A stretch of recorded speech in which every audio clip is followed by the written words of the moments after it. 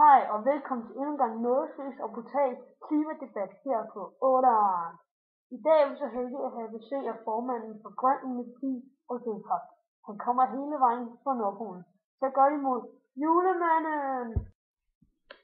Hej Born. I det andet hjørne har vi en, der gerne vil have, at jorden skal blive varmere. En, der er imod at gøre noget ved den globale opvarmning, som kommer hele vejen fra jordens undergrund. Giv en varm velkommen til Fanden! Hej.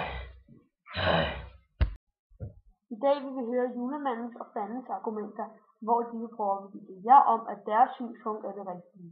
Vi starter med julemanden. Hvad vil du sige til alle seerne? Vi er nødt til at gøre noget, og vi må gøre det nu. Isen smelter hurtigere end beregnet. Bare her i 2010 er der smeltet lige så meget is på Grønland, som Danmark har brugt vand på 20 år.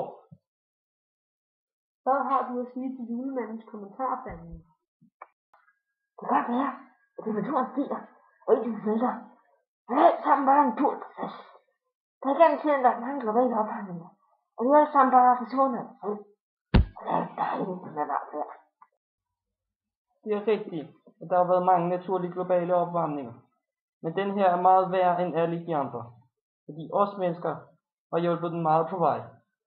Og det kan også være, at det bliver varmere, men temperaturen stiger kun med 1-3 grader på de næste mange år. Så man kan ikke mærke forskel.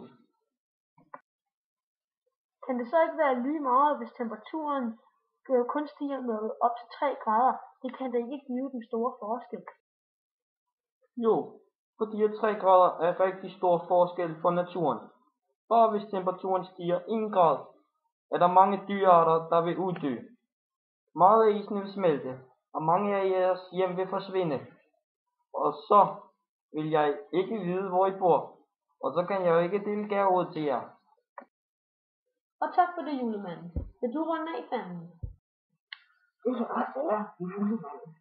Men vi har jo brug for alt det der olie og kul, fordi vi skal jo kunne køre i bil, og vi skal have vand i jeres hus opvarmet. Det kan godt være, at I har alt det der biobrændstof og biomasse. Men med det forbrug, I har, er det slet ikke nok.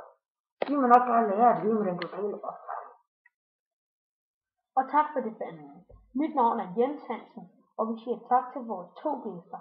Vi ses næste gang her i debatten.